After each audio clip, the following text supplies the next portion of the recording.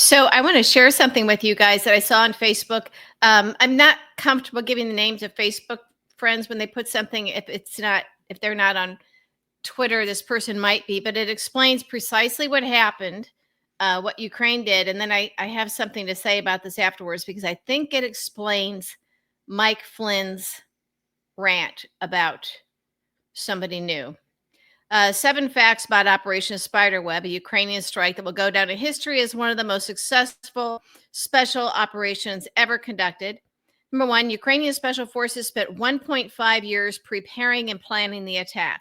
Special cargo containers were custom designed to conceal drones. The drones were hidden in wooden boxes mounted beneath the container roofs.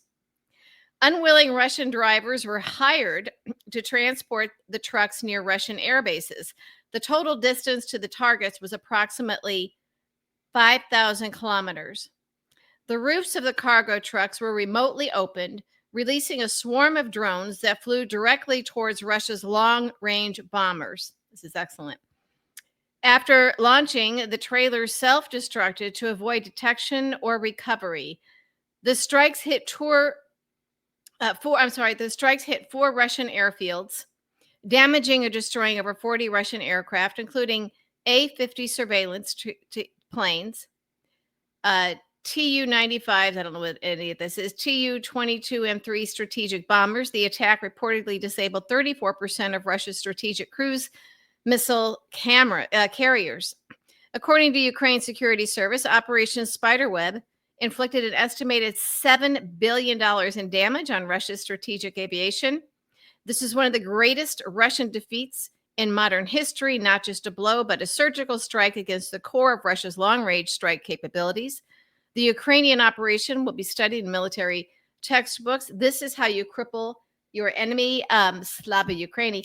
I actually don't know where it originated. It's probably been floating around, so my apologies if I'm not sourcing it properly. But when you do something good and it goes viral, sometimes that happens. Anyway, if you notice, the first point that they made was that this is something, Operation Spiderweb, love that name, that it had been in the planning stages for 1.5 years. This means that there is a chance that Joe Biden or somebody in our intelligence community, somebody or some people were aware of this at some level. 1.5 years, it's possible. Certainly somebody else did besides just Ukrainians. So this explains why General Mike Flynn is out there saying we need an investigation to know who hid this from President Trump. Well, the reason this gives me some hope for this country is that while Trump and Putin have infiltrated, they got to our Secret Service, we know. They got a little bit too deep into parts of American society and government to turn people into traitors. And we saw what happened on January 6th. It tells me that people in very high positions know the danger of Trump, and they know maybe some of their colleagues and some of these in the intel community or the military community, they know they're dangerous. They know that they are traitors. They know they answer to Putin. So it gives me hope. I hope that Mike Flynn is right. And I hope that we have very powerful, very smart people loyal to the United States of America and loyal to democracy who understand the dangers of Putin and Trump and know full well that Trump is owned completely by Putin and that Trump was installed by Putin solely for Ukraine, and that these people are somewhere at some level holding the line, and they knew how to keep the information under wraps so that Operation Spiderweb could be successful. Now, because it was executed so cheaply, $47,000, maybe it's possible that no one else needed to know. Maybe Zelenskyy didn't need to inform Biden or any of the countries that were helping them fight Ukraine and funding them. because if with $47,000, I mean, my God, you can buy a Tesla for that, right? So it's possible. It's possible. And it's also possible that they knew that there was a real possibility that Putin was going to be able to reinstall Trump, and therefore they had to keep it from everybody in the US government and the Biden administration. But it gives me hope that perhaps somewhere there are people, there is a deep state, and maybe it's a very good deep state that can at some level protect us when we have idiots in this country that do something stupid and elect Trump. Again, and in order for Putin to be able to cheat for Trump and Musk to be able to cheat for Trump, they had to at least make sure it was close. And we have always had close elections. We're never going to have, landslides again. I mean, like we had with Reagan and Mondale.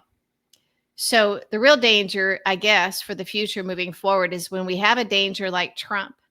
Why is it close? And the answer to that is our media. And that'll be, I guess, a subject for some more discussions. We'll look into that. This should never have been close, but the media keeps it close because they need they need close elections for ratings, for money, for clicks, for all of that. And that's something that we should address head on. It's just that we don't have landslides anymore. Sometimes it seems like a good thing, but not in a situation like Trump. You can have landslides in congressional races, in Senate races, governor's races. So when you have a candidate as flawed and evil and criminal and traitorous as Trump, we should have landslides. But the real problem is, how do we get to that point in the first place where somebody like him even gets to be in this position? And that's why I am hopeful that, again, that we have deep state characters, really good people, who, if they knew what Zelenskyy was planning for a year and a half, they knew to keep it from Trump. And that is a good thing. So Mike Flynn, General Mike Flynn, you should be in prison for the rest of your life rather than going to the media and saying, we're going to find out who this person is or the people were that kept this from Trump. You know what? You are one of the most dangerous people in this country. We should keep every important detail from the likes of you. So I hope you're right, General Mike Flynn.